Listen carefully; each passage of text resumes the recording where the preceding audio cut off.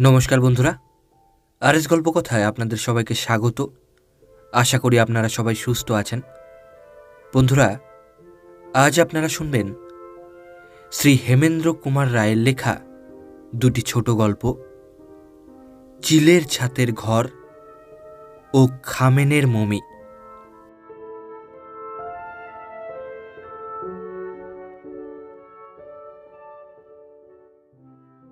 এখন শুনবেন প্রথম গল্প, চিলের ছাতের ঘর। আমার ছেলেবেলার বন্ধু মানিক। সেবারে মানিক তার বাড়ির আর সকলকার সঙ্গে পশ্চিমে বেড়াতে গিয়েছিল। জায়গাটার নাম না হয় আর বললুম না। কিছুদিন পরে মানিকের কাছ থেকে এই চিঠিখানি পেলুম। ভাই অমল, তোমার জন্যে বড় মন কেমন করছে, কারণ এ দেশটা এত সুন্দর যে তোমাকে না দেখালে আমাদের তৃপ্তি হচ্ছে না। যে বাড়িতে আছি সেখানেও চমৎকার। একদিকে ধুধু মাঠ, দুদিকে নিবিড় বনের রেখা, এবং আর একদিকে পাহাড়ের পর পাহাড়, ও তাদের কোল দিয়ে নাচতে নাচতে বয়ে যাচ্ছে একটি রূপলী নদী। তুমি আজকেই মোটঘাট বেঁধে নিয়ে রওনা হও। আমাদের চিলের ছাতের ঘর থেকে চারিদিকের দৃশ্য খুব স্পষ্ট দেখা যায়। তুমি কবি বলে মা তোমার জন্যে এই ঘরখানি রিজার্ভ করে রেখেছেন। আসতে দেরি হলে জরিমানা দিতে হবে। এখানকার খবর সব ভালো। ইতি, তোমার মানিক। মানিকের মা আমাকে খুব কমপ্লিমেন্ট দিয়েছেন। আমি নাকি কবি। বাংলাদেশে কবিতা লিখলেই কবি হওয়া যায় কি না? সুতরাং এত বড় একটা উপাধি লাভের পরেও মানিকের আমন্ত্রণ রক্ষা না করলে খুবই একটা অকৃতজ্ঞতার কাজ করা হবে।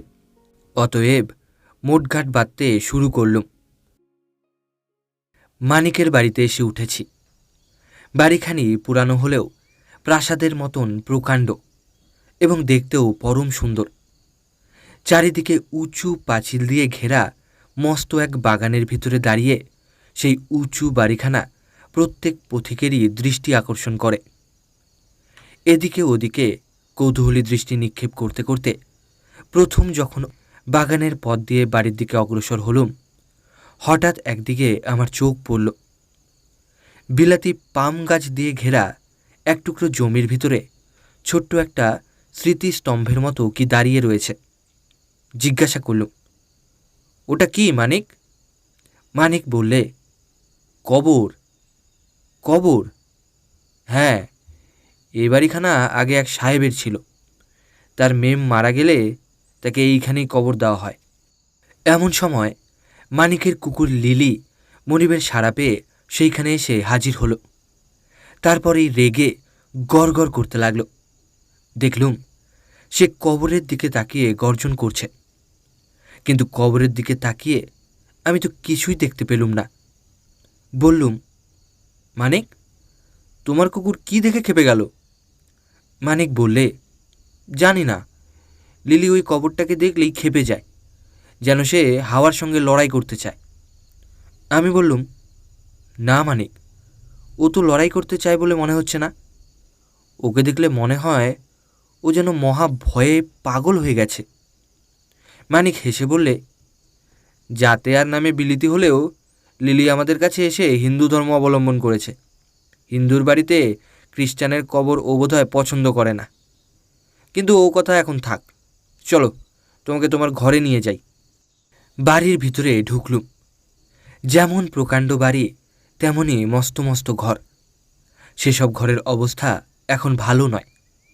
কোথাও চুনবালি খসে পড়েছে, কোথাও মেঝে ছেঁদা করে ইঁদুরেরা বড় বড় গর্ত বানিয়েছে, কোথাও কড়িকাঠ থেকে বাদুড়েরা দলে দলে ঝুলছে। মানিক বললে, এ বাড়িখানা অনেকদিন খালি পড়েছিল। এই মেরুয়াদের দেশে কুসংস্কার বড় বেশি। বোধহয় ওই কবরের ভয়েই এ বাড়িখানা এতদিন কেউ ভাড়া নিতে চায়নি। আমি বললুম, বসত বাড়িতে আমিও কবর টবর পছন্দ করি না। জীবন আর মৃত্যুর কথা একসঙ্গে মনে পড়লে বেঁচে সুখ পাওয়া যায় না। মানিক বললে, আমরা কিন্তু আজ 3 সপ্তাহ ধরে এখানে খুব সুখে বাস করছি। ও কবর ফুঁড়ে উঠে কোনোদিন কোনো মেমপেত নিয়ে আমাদের সঙ্গে গল্প করতে আসেনি। নাও, এখন ওপরে উঠে তোমার ঘর দেখবে চলো। চওড়া এক কাঠের সিঁড়ি বেয়ে ওপরে উঠতে লাগলুম। এক সময়ে এই সিঁড়ি যে দেখতে খুব চমৎকার ছিল, এখনও তা বেশ বোঝা যায়। কিন্তু আজ এই সিঁড়ি এমন জীর্ণ হয়ে গেছে যে আমাদের পায়ের চাপে যন্ত্রণায় যেন আর্তনাদ করতে লাগল। চিলের ছাতের ঘর বলতে আমরা যা বুঝি, এখানে সেরকম নয়। এ ঘরখানা নূতন ধরনের। এ শ্রেণীর ঘর প্রায় খুব ছোট হয়, কিন্তু এ ঘরখানা বেশ বড় সড়ো। এর একদিকে কাঠের সিঁড়ি ওপরে এসে উঠেছে এবং তারপরেই ঘরখানা শুরু হয়েছে।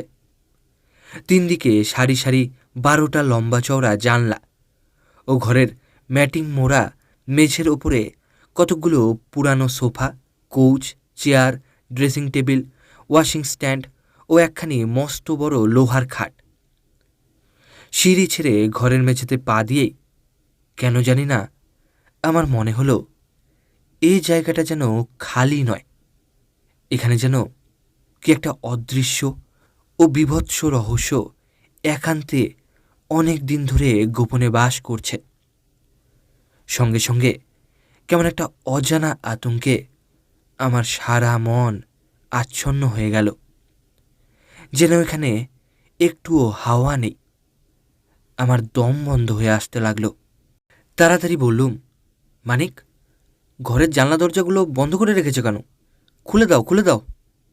মানিক আমার কথা মতো কাজ করলে বাহির থেকে খোলা আলো আর হাওয়া ঘরের ভিতর ছুটে এলো শিশুর মতো সকৌতুকে। সঙ্গে সঙ্গে আমার মনের সকল গ্লানি কেটে গেল। একটা জানালার সামনে গিয়ে দাঁড়াতেই চোখের উপরে ভেসে উঠল অপূর্ব চিত্রপট।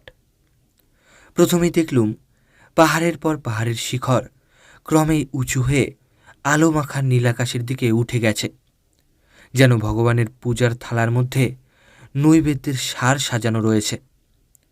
তাদের সামনে দিয়ে বয়ে যাচ্ছে এক গান পাগলিনী নৃত্যশিলা নদী।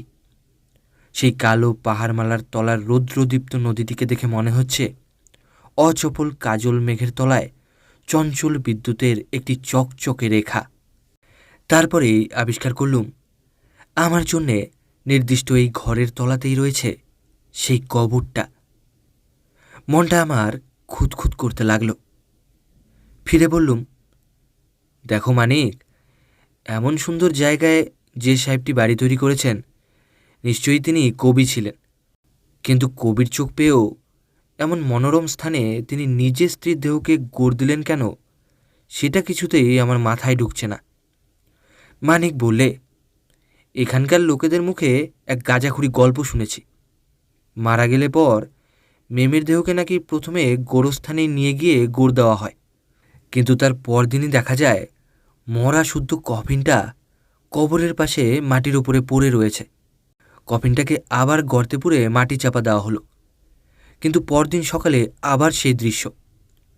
উপরে উপরে 3 বার এই দৃশ্যের অভিনয় হবার পর গোরস্থানের পাদ্রী বললেন, এই পাপীর দেহ গোরস্থান ধারণ করতে রাজি নয়, একে অন্য কোথাও নিয়ে যাওয়া হোক।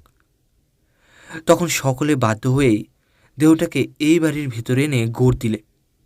সেই থেকে পাপী কবর থেকে আর পালাবার চেষ্টা করেনি। আমি বললুম, পাদ্রী সাহেব মেমের দেহকে পাপীর দেহ বললেন কেন?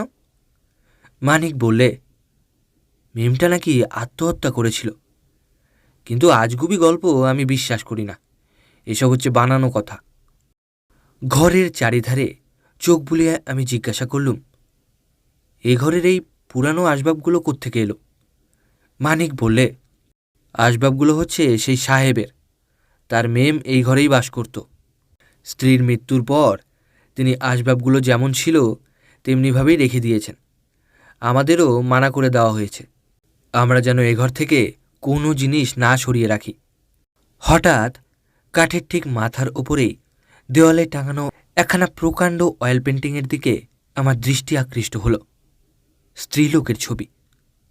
আসলে মানুষের দেহ যত বড় হয়, সেই আঁকা ছবির দেহটিও তার চেয়ে ছোট নয়। শুধালুম, ও কার ছবি মানিক? মানিক বললে, সেই মেমের। কাছে গিয়ে দেখো না, মেমটি দেখতে ঠিক ডানা কাটা পরীর মতো ছিল না? পায়ে পায়ে ছবির কাছে এগিয়ে গেলুম। পটে আঁকা আছে এক বুড়ির চেহারা। তার বয়স 65 কম হবে না। লিকলিকে দেহ, বাখারির মতন সরু বাহু, সাদা সনের মতন চুলগুলো কাঁধের উপর এসে পড়েছে। ঠোঁটের কোণে অত্যন্ত কুৎসিত হাসি, নাকটা টিয়া পাখির মতন বাঁকানো, আর তার কোটরে ঢোকা কুতকুতে চোখ দুটো। ওহ, সেই চোখ দুটোর ভিতর থেকে যে ক্রূর দৃষ্টি বেরিয়ে আসছে, আমি কিছুতেই তা বর্ণনা করতে পারবো না। আমার মনে হলো গোখরো সাপের চেয়েও ভয়ানক সেই চোখ দুটো যেন এখনো জ্যান্ত হয়ে আছে। ছবিতে আঁকা মূর্তি ও তার চোখ যে এত বেশি স্বাভাবিক ও জীবন্ত হয়, এটা কখনো কল্পনা করতে পারিনি। বিলিতি কেতাবে আঁকা ডাইনি মূর্তি যেন রক্ত মাংসের দেহ নিয়ে আমার সম্মুখে এসে দাঁড়িয়েছে। মানিক বললে, কে অমল, এই মেম সাহেবটিকে তোমার পছন্দ হলো?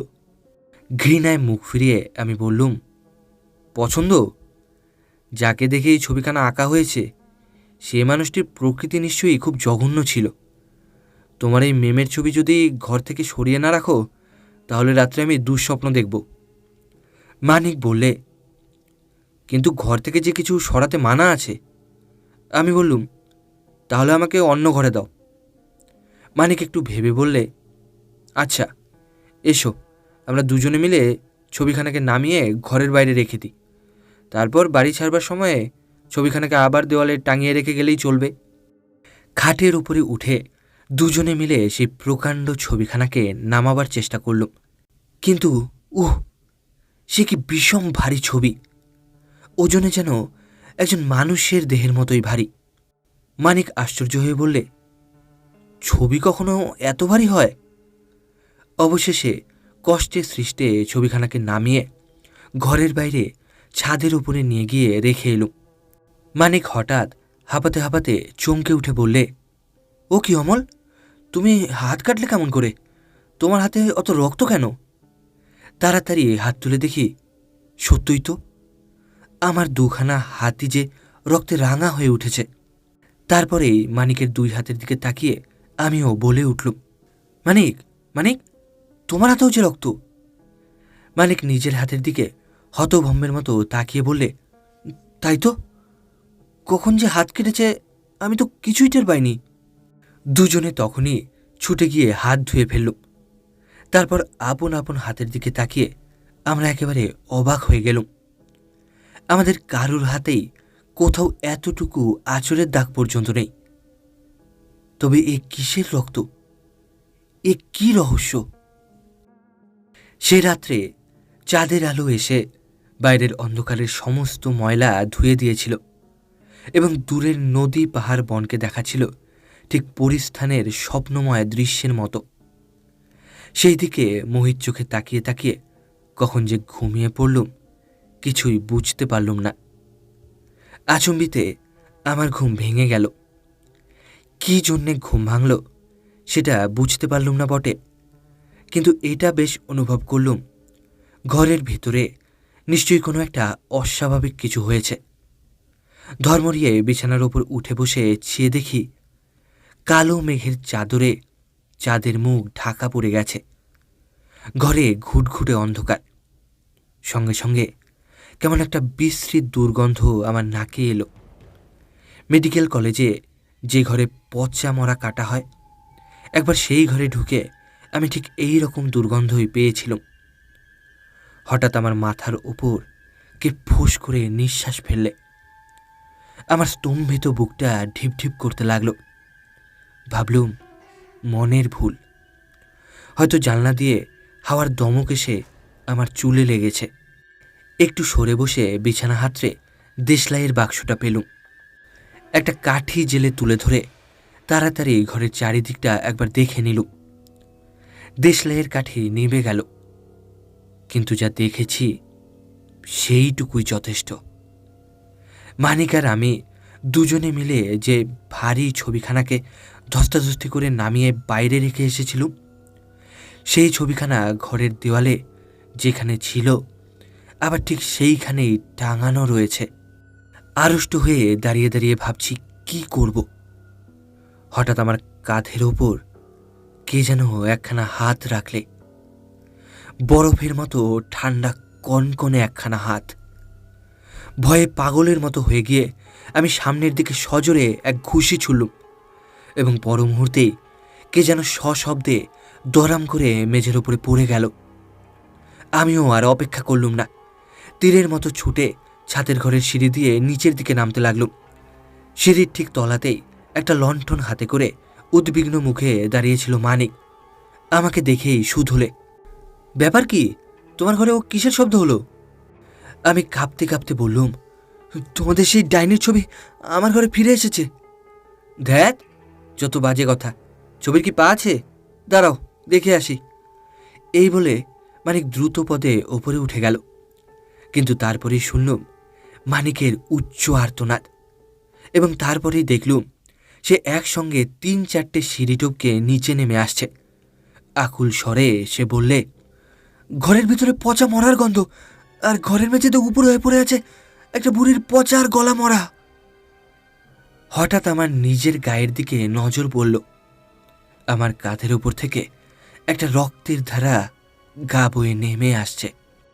এই কাঁধেই সেই বরফের মতো ঠান্ডা হাতের স্পর্শ পেয়েছিলুম।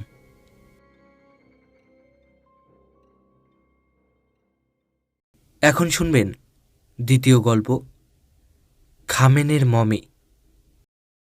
ইউরোপ বেরিয়ে ফিরছি। ফেরবার মুখে একবার জাহাজ থেকে নেমে নীল নদের দেশ অর্থাৎ মিশর দেশকে দেখতে গেলুম। প্রাচীন মিশর আর নেই। যে মিশরের অতীত কীর্তি, বিপুল সভ্যতা, বিচিত্র শিল্প গৌরব, দিগ্বিজয়ী রাজগণ ও পরাক্রমশালী পুরোহিতবৃন্দ সমস্ত জগতের বিস্ময় ও শ্রদ্ধা আকর্ষণ করে, তাকে আজ কেবল ইতিহাসের পৃষ্ঠায় খুঁজে পাওয়া যায়। তার পিরামিড ও দেব পূজার মন্দির আজও অক্ষয় হয়ে মরুভূমির প্রান্তে দাঁড়িয়ে আছে। চিত্রে ও ভাস্কর্যে তার সন্তানদের আজও দেখা যায়। সেদিনকার নীলনদ আজও সেই একই সঙ্গীত গেয়ে সমুদ্রের সন্ধানে ছুটে চলে। কিন্তু প্রাচীন মিশরীদের একজনও বংশধর পৃথিবীর বুকে আজ বর্তমান নেই।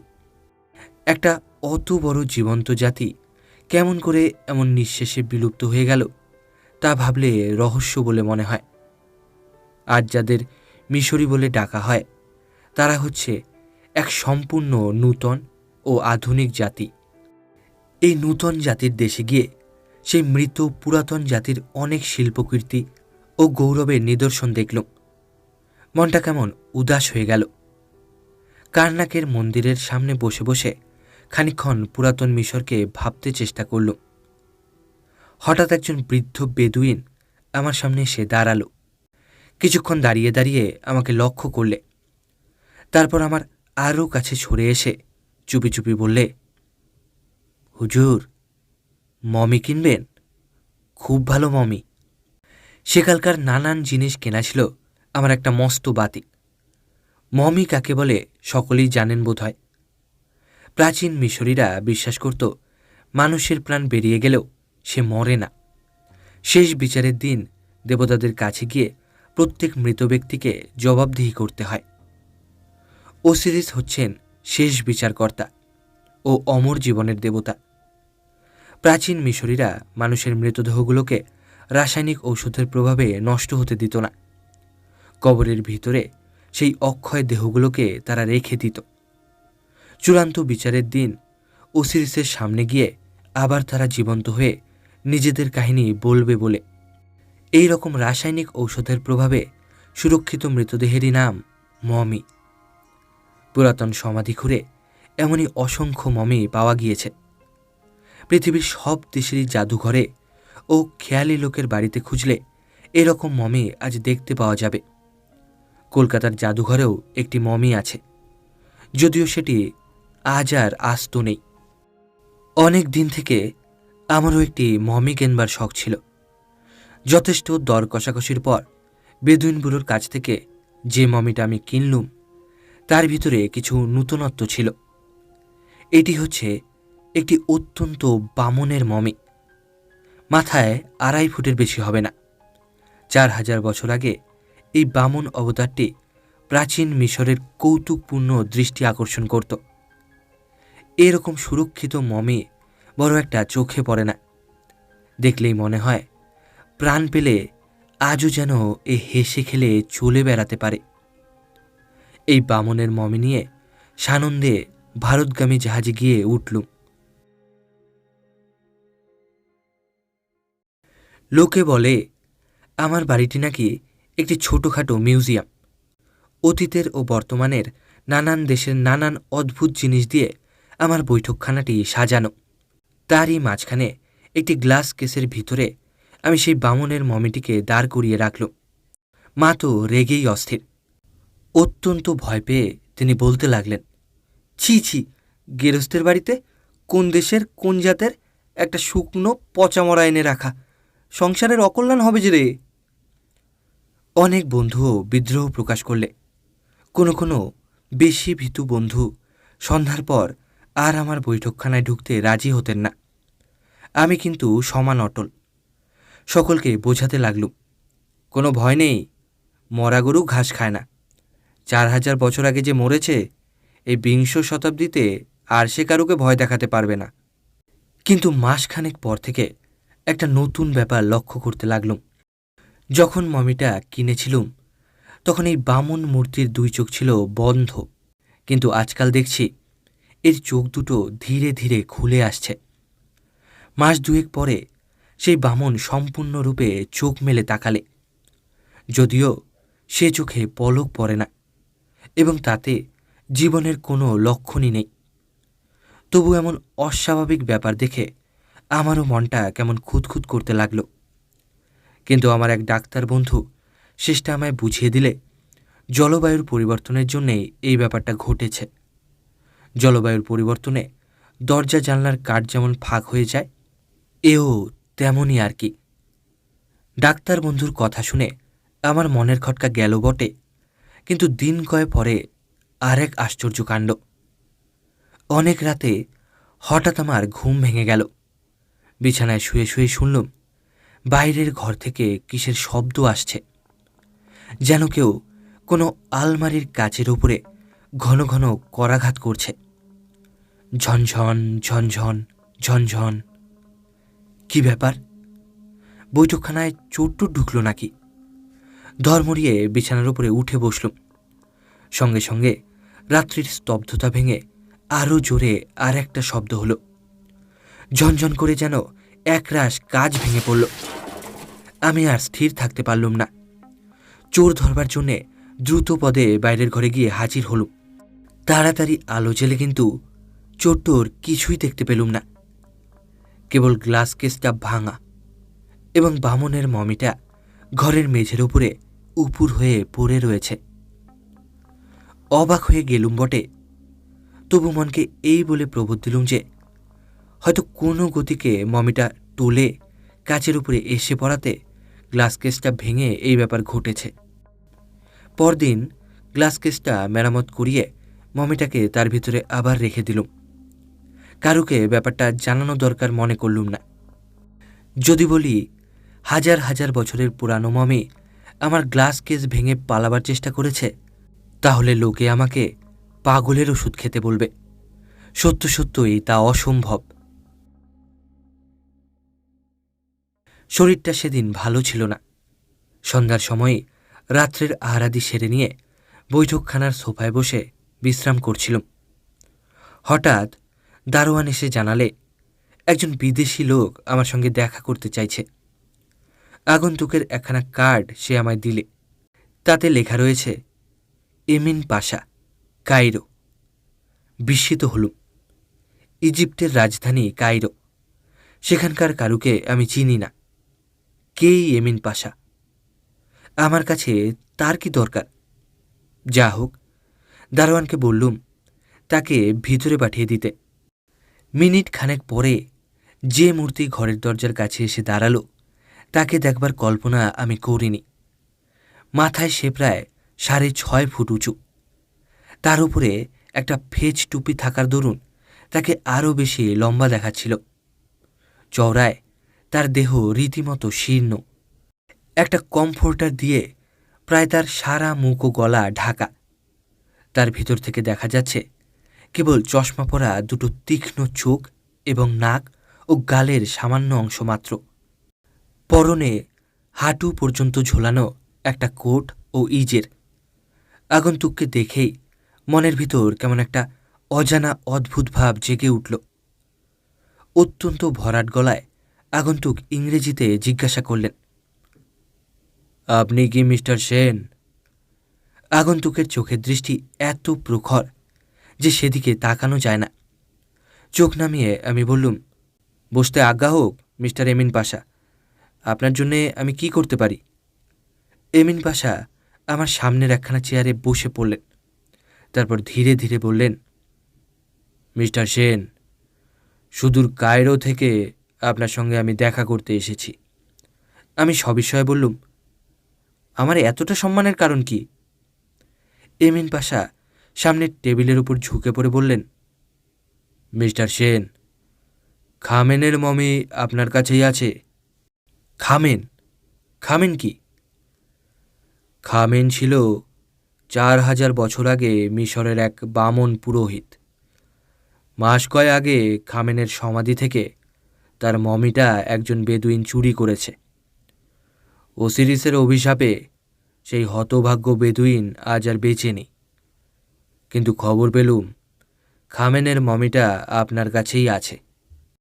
আমি বললুম, কিন্তু সেই মমিটা আমি টাকা দিয়ে কিনেছি। এমিন পাশা পকেট থেকে একতারা নোট বের করে বললেন, কত টাকা পেলে আপনি খামেনের মমি আবার ফিরিয়ে দিতে পারেন? আমি একটু বিরক্ত স্বরে বললুম, মমিটা বেচব বলে আমি কিনিনি, টাকার লোভ আমাকে দেখাবেন না। এমিন পাশা তার দুই কনুই টেবিলের ওপরে স্থাপন করে হাত দুখানা কপালের ওপর এমনভাবে রাখলেন যে তার চোখ দুটো আমার চোখের আড়াল হয়ে গেল। সেই অবস্থায় তিনি বললেন, মিস্টার সেন, খামেনের মমির ওপরে আপনার কোনোই দাবি নেই। আমি হেসে বললুম, টাকা দিয়ে কিনেও ওর ওপরে যদি আমার দাবি না থাকে, তবে দাবি আছে কার? অত্যন্ত গম্ভীর স্বরে এমিন পাশা বললেন, মিস্টার সেন, ও মমির ওপরে কোনো মানুষেরই দাবি নেই। মমি টাকা দিয়ে কেনবার জিনিস নয়, ওসিরিস তাকে গ্রহণ করেছেন। আমি হেসে উঠে বললুম, ওসিরিস? সে তো সেকেলে রূপকথার দেবতা। এমিন পাশার সারা দেহের ওপর দিয়ে যেন একটা কম্পনের বিদ্যুৎ খেলে গেল। হঠাৎ চেয়ারের উপরে সিধে হয়ে বসে কঠিন কর্কশ স্বরে তিনি বললেন, না, ওসিরিস রূপকথার দেবতা নন। আজকের এই দুদিনের সভ্যতা আধুনিক মানুষকে অন্ধ আর ভ্রান্ত করে তুলেছে, তাই তারা এমন কথা বলতে সাহস করে।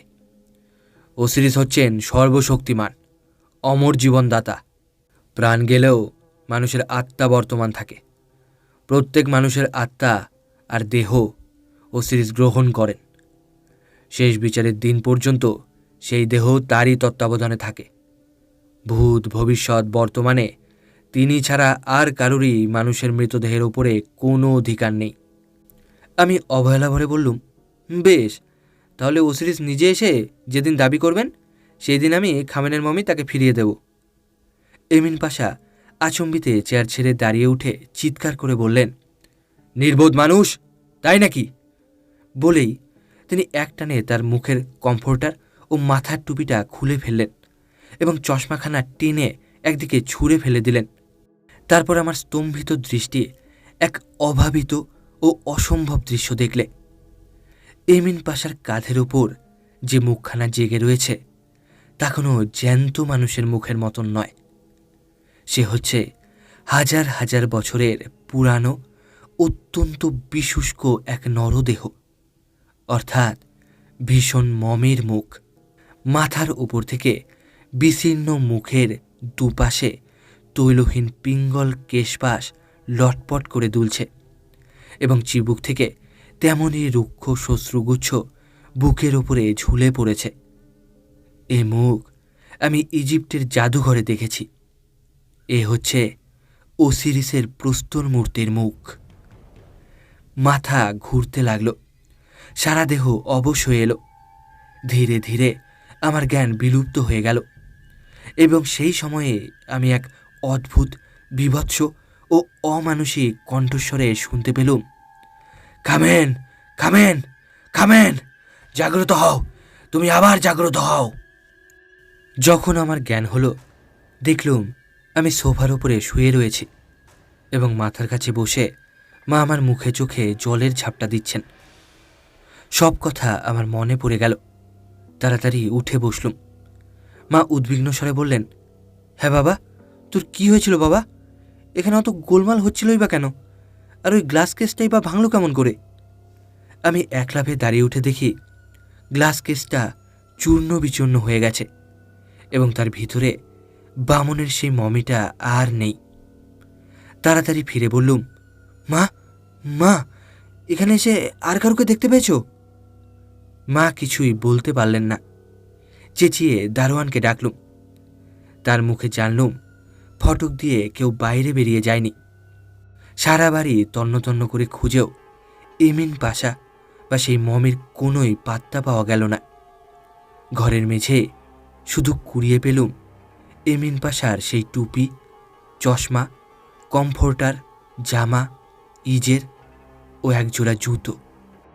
আমি কি অসুস্থ দেহে কোনো বিশ্রী স্বপ্ন দেখেছি, না কোনো চোর ছদ্মবেশে এসে আমাকে ভয় দেখিয়ে ঠকিয়ে মূল্যবান মমিটাকে চুরি করে নিয়ে গেল?